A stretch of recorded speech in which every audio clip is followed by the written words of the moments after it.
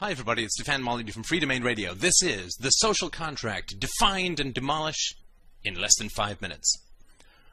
The social contract is the idea that citizens who live in a country must obey their government. And if you remain in that country, the love it or leave it situation, you remain in that country and you have the right to vote ideally, this constitutes a form of voluntary contract between a citizen and his or her government. Thus the social contract is geographical or country-specific, unilateral, state to citizen, in terms of taxation and laws, not citizen to state, and it is implicit. You do not sign it. It is not a formal agreement like a mortgage or something like that.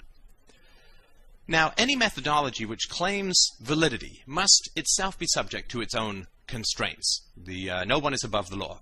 The scientific method, as compared to something like religious revelation, must itself be subject to the scientific method. We compare the results of the scientific method to other forms of, quote, knowledge.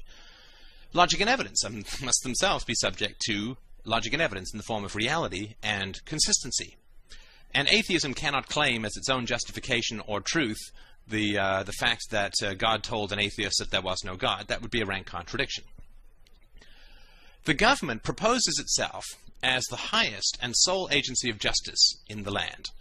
The government claims that its justification is the social contract. Thus, the social contract must be the highest and most moral contract in existence, since it's the root of all other contracts that are enforced by the state. Thus, the opposite of the social contract must be unjust and immoral. This is just basic logic. If A is just, or the opposite of A must be unjust. The social contract, as mentioned, is geographical, unilateral, and implicit. Thus, all contracts that fulfill these obligations must also be just if the social contract is just. So, for example, let's have a look at the social contract car dealership. So I send a letter to every household in a 10-block radius telling the occupants that I have bought a car on their behalf, that they can choose a Volvo or BMW if they want. If they don't choose, I'm just going to send whatever the majority chooses. The car's delivered to them. Next week, the car cannot be returned. I'm enclosing a bill for $30,000. If they don't want the car, no problem. All they have to do is move to another neighborhood where they will have to choose another car. So let's say I bring this contract for my social contract car dealership to the government and ask them to enforce it. What will the court's response be? Well, they'll call me insane, and they will laugh me out of the court. If I then take a gun and say, well, I'm going to go and pick up this $30,000 that these people owe me, I'm considered an immoral aggressor. I'm going to get arrested. I'm going to spend years and years in jail. Yet I am perfectly fulfilling the requirements of the social contract. It's geographical, it's unilateral, and it is implicit. Since the government claims, as its justification, the universal validity of the social contract, but will attack as evil and unjust anyone who attempts to enforce an identical contract, the social contract is thus considered to be the highest moral good in terms of the government's justification and the greatest moral evil simultaneously. Now, if the social contract is the highest moral good, then the government should defend it for everyone. But the government does the opposite. The government attacks competing social contracts, therefore it is evil. If the social contract is the greatest evil, then the government is by definition evil, since that is what it claims as the justification for its power. But perhaps we can amend the social contract to say, well, no geographical overlapping. It doesn't work. The governments call geographically overlapping social contracts morally good, fed, local, municipal, and so on.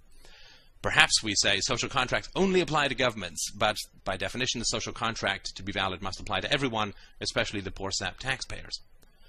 Now, if the social contract were to apply to everyone, everyone could create and enforce a social contract. Well, the government would say, my social contract allows me to send you a bill for 10 grand for taxes, and I say, okay, I'm going to send you back through my social contract a bill for 10 grand. Nothing is achieved. It all cancels out. Therefore, the social contract is only possible if it is the highest good and the greatest evil simultaneously. Good for government, evil for me. If it's morally good for person A to impose the social contract on person B, but morally evil to do the reverse.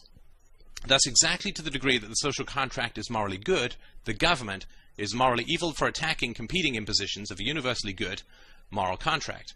Exactly to the degree that the social contract is morally evil, the government is morally evil, since that is what it uses to justify its own violent power.